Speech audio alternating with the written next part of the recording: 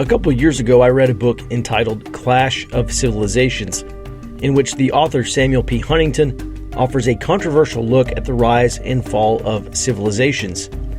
Huntington sums up a world in disarray following the decline of the United States, the unraveling of the world order, and ultimately the fate of the West. Historians are likely to look back on November 2020 as the tipping point, in one direction or another, for the American civilization.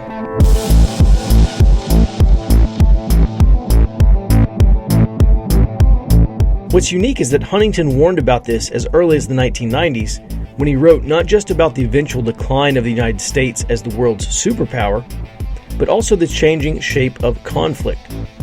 Civilizations, he writes, are bound by, quote, common objective elements such as language, history, religion, customs, institutions, and by the subjective self-identification of people, end quote.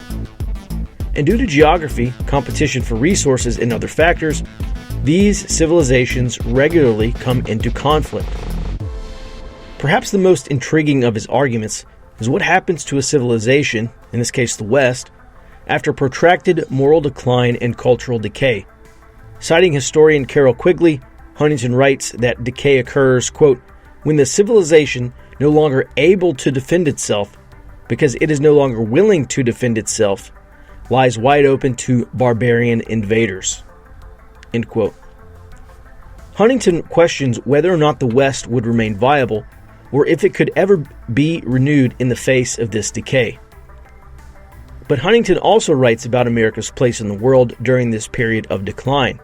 He writes, quote, all in all, the emerging world is likely to lack the clarity and stability of the Cold War and to be a more jungle-like world of multiple dangers, hidden traps, unpleasant surprises, and moral ambiguities, end quote. Yet this warning may also end up describing the domestic social and political order in the United States for years or decades to come.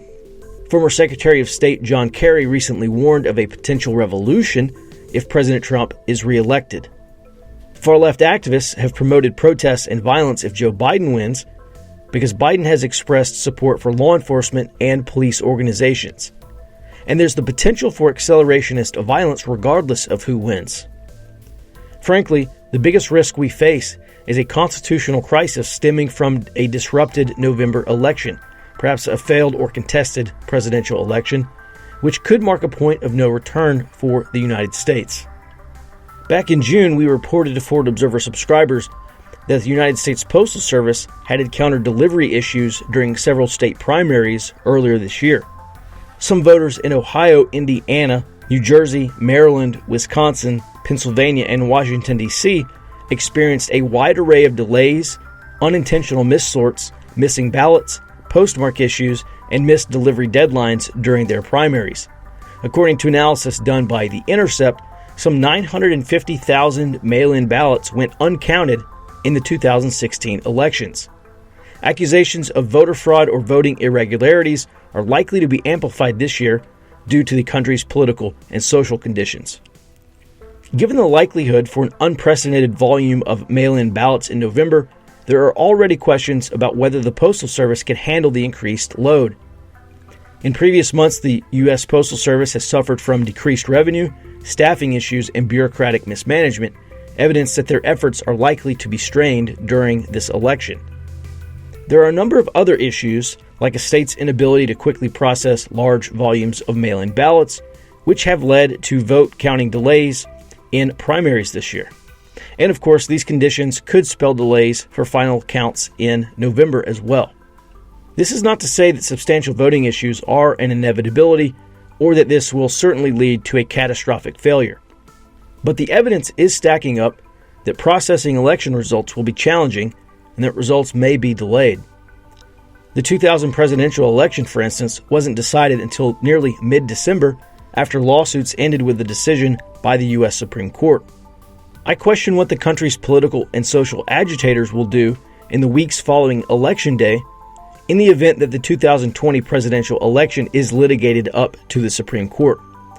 That's just a lot of time for political maneuvering and strategic disinformation from both sides, which is sure to rile up political factions and maybe lead to political violence.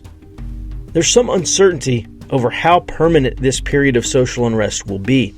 Some have predicted that there is no going back from here.